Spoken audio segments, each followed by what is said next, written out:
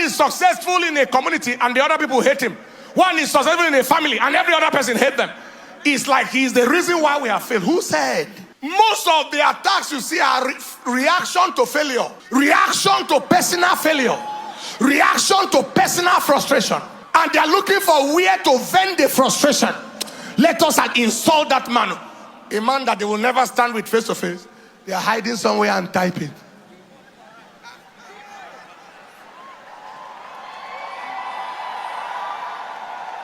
The presence of money will not make a poor man rich.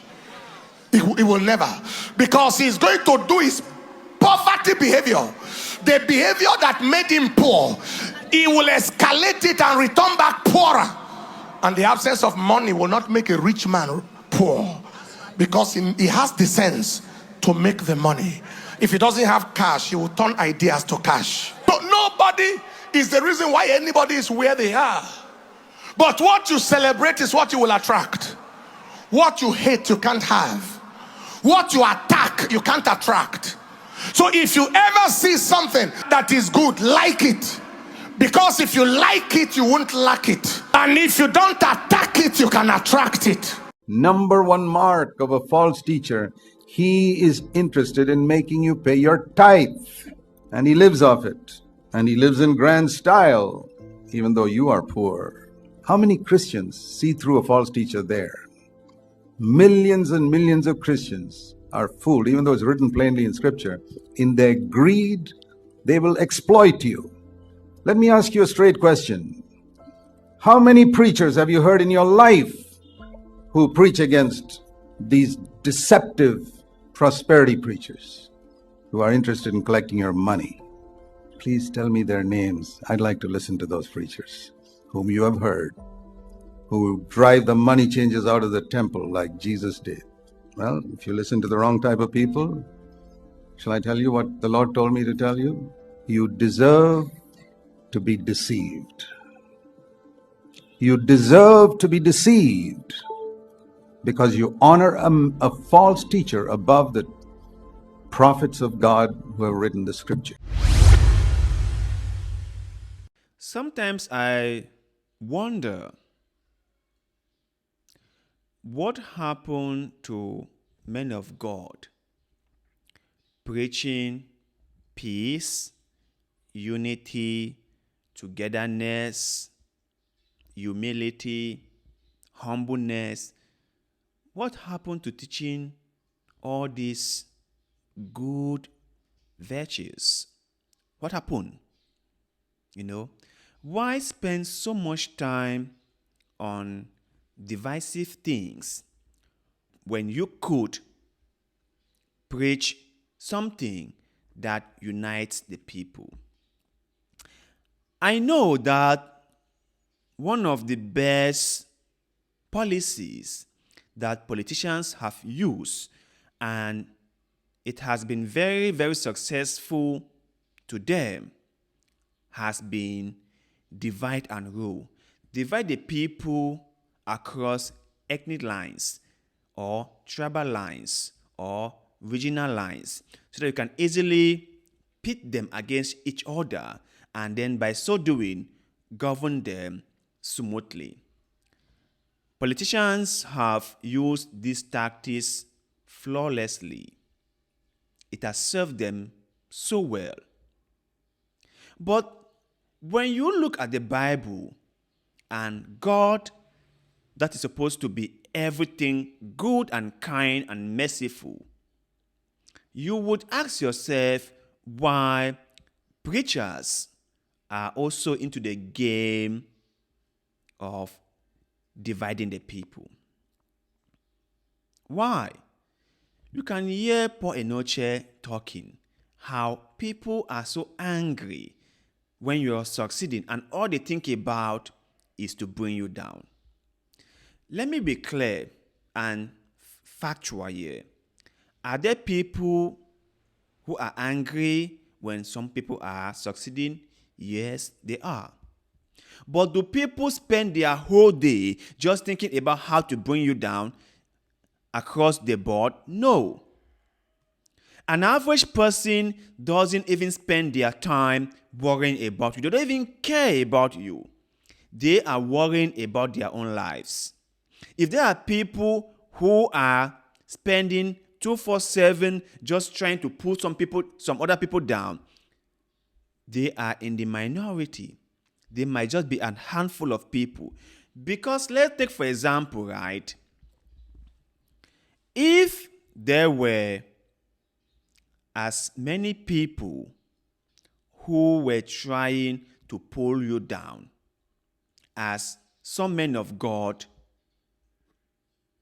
would propose, how would society have been by now? Because there are more struggling people than financially successful ones. If the 90% of the population was thinking or was working on pulling down the 10%, wouldn't they have been pulled down by now? Wouldn't they? These are the kind of things I say to you, that some men of God are very, very horrible people. That they are not what they pretend to be. They will come out and they will tell us how they represent God and goodness and everything that is godly. But what they preach, what they say, and what they do is totally different. Is totally different.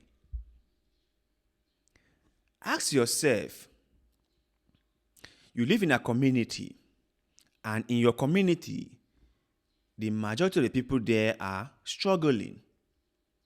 If those people were as hateful as Paul Enenche is saying,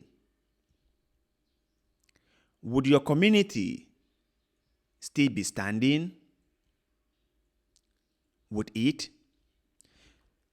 Another case in point, we all cry of insecurity in Nigeria. And we could see it everywhere.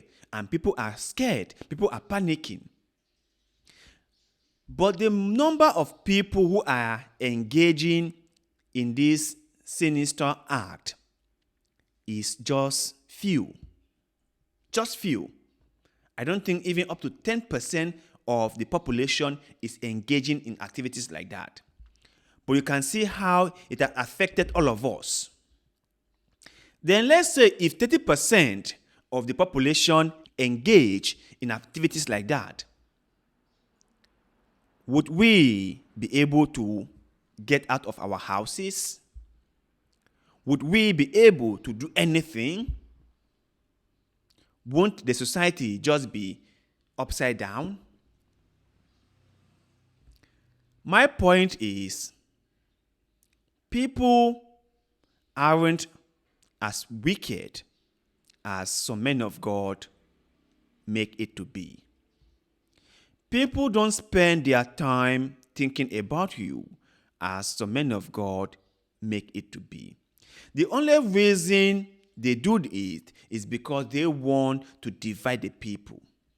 They want to separate the people apart. They know that when a people is united, they cannot get their way. They won't get their way. So what can they do so that they can get their way is to create division, is to say that you who is succeeding should not associate yourself with someone who is struggling because they hate you. That is what they are saying. And so you should separate yourself from them. That is what they are saying. But isn't it godly for you to like those who hate you? Isn't it godly for you to try your best to be kind to those you might think hate you? Isn't it? But they will not say things like that because they know uniting the people will be at their own detriment. So, in order for them to keep on winning, to keep on gaining the system, they have to spread hate. They have to tell people that everyone hates them. They have to spit out hate and make it go wider so that people became watchful of one another. People became wary of one another, and people became scared of one another. If you can keep them apart, then obviously you can control them all, isn't it? But you know what? You know what, right? No matter how dark things seems to be, no matter how uphill the battle looks, I think that progress is being made. I have read some comments in this comment section that has given me hope. All what we need to do is to keep the fight going. Keep the battle going. It's difficult, it's challenging, yes, but we cannot give up. We must keep it going. That is the only way we succeed. Keep it going. Keep it going. And let us hear your own take in the comment section below. Because like always, we love hearing what you have to say. Please like the video, share the video, subscribe to the channel, follow us on Facebook because that helps us a lot. And like always, we shall see you in the next one.